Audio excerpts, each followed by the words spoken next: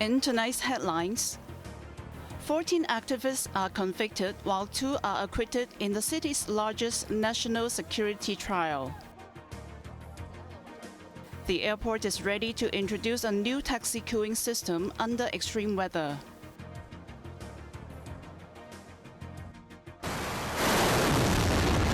And North Korea fires a volley of short-range ballistic missiles into the East Sea days after a failed attempt to launch a military spy satellite.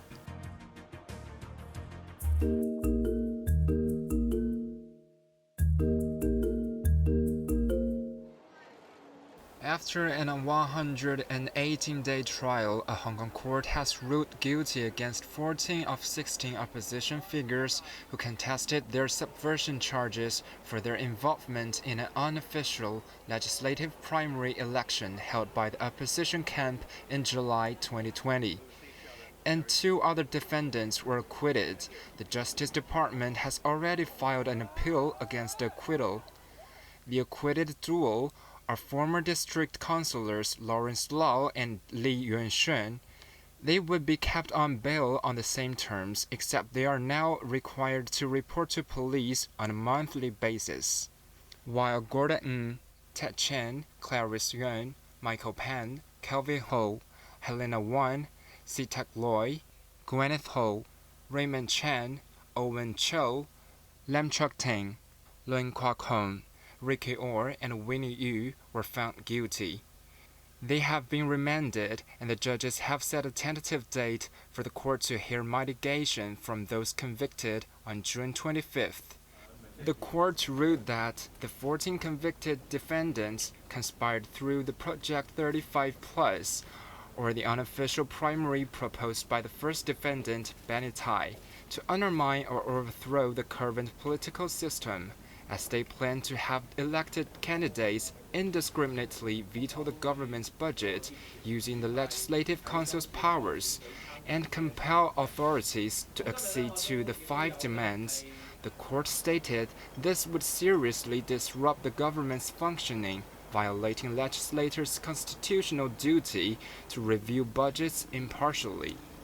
It rejected defense arguments narrowly interpreting unlawful means as only force or criminal offenses, saying this contradicts the national security law's purpose. By intending to veto budgets to force government concessions, the 14 were convicted of subverting state power, the court said. Meanwhile, the judges acquitted Lawrence Lau and Li Yuansheng, stating they were not convinced the pair had the intention to subvert state power. According to the verdict, Lau and Li did not advocate vetoing government budgets at election forums they attended. While Lau's name appeared on a declaration agreeing to veto budgets to force government concessions, the judges were unsure if he personally signed it.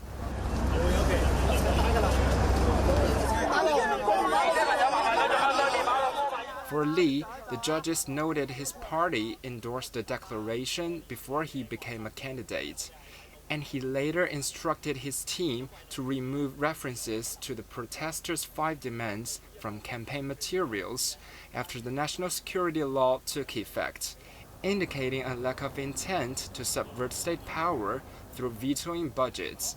Quentin Yan, Cable News.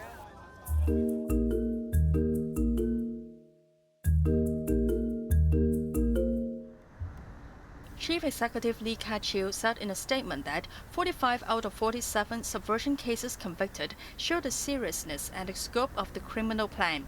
He stressed the SAR government has an unalterable responsibility to uphold national security. By enforcing the law, it will stop and punish those trying to undermine national security. Secretary for Security Chris Tang criticized the smearing from the external forces during the trial and thanked the judiciary and law enforcement departments to ensure an independent trial without interference. First of all, there's no winner of this case. This is a very sad story that some Hong Kong people, they're trying to conduct subversion of Hong Kong. And I think it is good that we are able to interdict they plot so that the Hong Kong citizen will not be suffer, and Hong Kong will now resume to a normal state.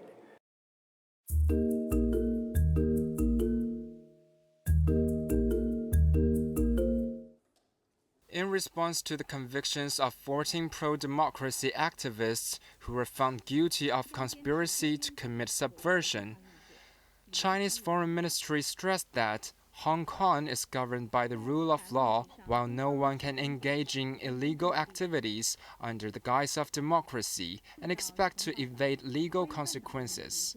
Diplomats from several countries, including the US and the European Union, attended the hearing.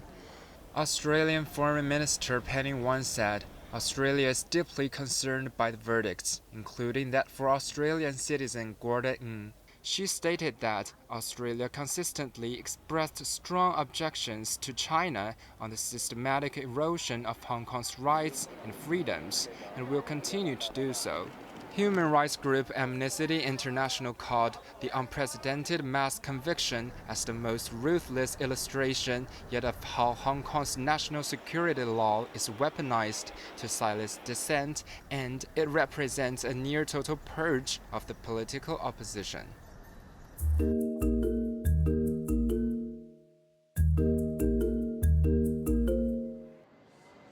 As the typhoon season is approaching, the airport authority is stepping up new arrangements to assist stranded passengers under extreme weather by providing temporary rest areas and deploying a taxi queuing system.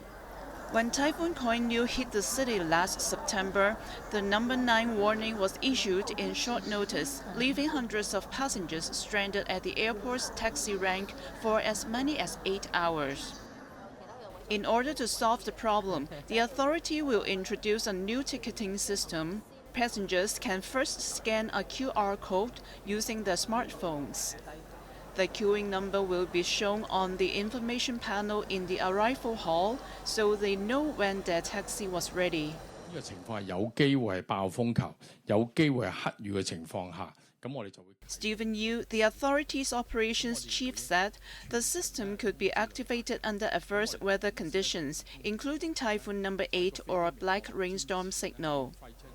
The authority will keep in touch with airlines and notify passengers about the corresponding arrangements.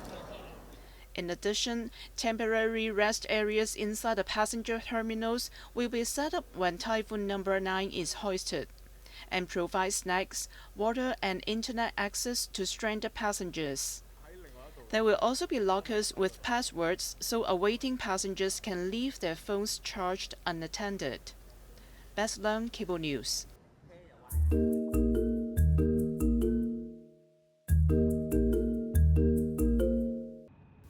Days after a failed attempt to launch a military spy satellite, North Korea fired around 10 short-range ballistic missiles into the East Sea early this morning. At least one of them reached a maximum altitude of around 100 kilometers after firing from the Sunan area near Pyongyang and flew a distance of more than 350 kilometers. All are believed to have fallen outside Japan's exclusive economic zone, with no reports of damage to ships or aircraft.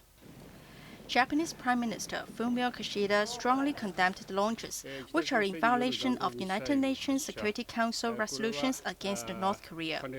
The U.S. military also condemned the firings and called on North Korea to refrain from further unlawful and destabilizing acts. Seoul says it is closely sharing information with the U.S. and Japan and conducting a detailed analysis. It is reported that the launch may have involved North Korea's so-called super large rocket launcher based on flight distance. In another launch closely watched by its neighbors, North Korea sent balloons across its border with South Korea. More than 200 balloons carrying trash and waste were sent and fell in various locations since Tuesday night. South Korean military said the trash included plastic bottles, used batteries, cigarette butts, shoe pods, and even manure, calling the act base and dangerous. Pyongyang earlier warned it would scatter mounds of waste paper and filth over the border areas in a tit-for-tat action against the distribution of South Korea's dirty things, anti-Pyongyang leaflets. Anna Chan, Cable News.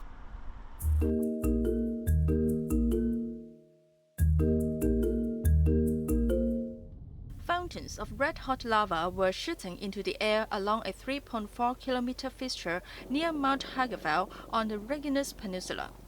The volcano in the southwestern Iceland erupted yesterday following an earthquake at the Sunaks crater, spewing massive lava flows that threatened to cut off the coastal town of Grindavik. It was its fifth eruption since December.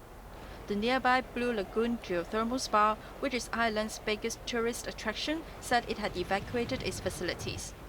Although activity began to calm down by early evening, the eruption was estimated to be the area's most vigorous so far.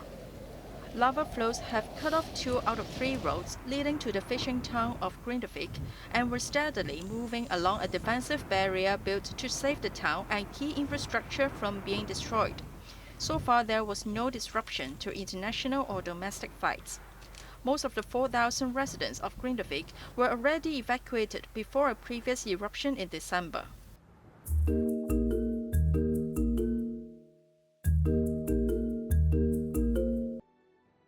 Chinese President Xi Jinping delivered a keynote speech at the opening ceremony of the 10th Ministerial Conference of the China-Arab States Cooperation Forum. He reiterated that China is ready to work with the Arab side to put in place 5 cooperation frameworks to step up the building of a China-Arab community with a shared future. The frameworks cover sectors of investment, finance, innovation, energy, and trade ties. The forum was attended by heads of state from Egypt, the United Arab Emirates, Bahrain, and Tunisia. Xi also said China is seeking to strengthen its relations with Arab states as a model for maintaining world peace and stability. Addressing the Gaza conflict, Xi restated China's backing of a 2-state solution and pledged 500 million yuan in humanitarian aid for Gaza, saying justice should not be absent forever.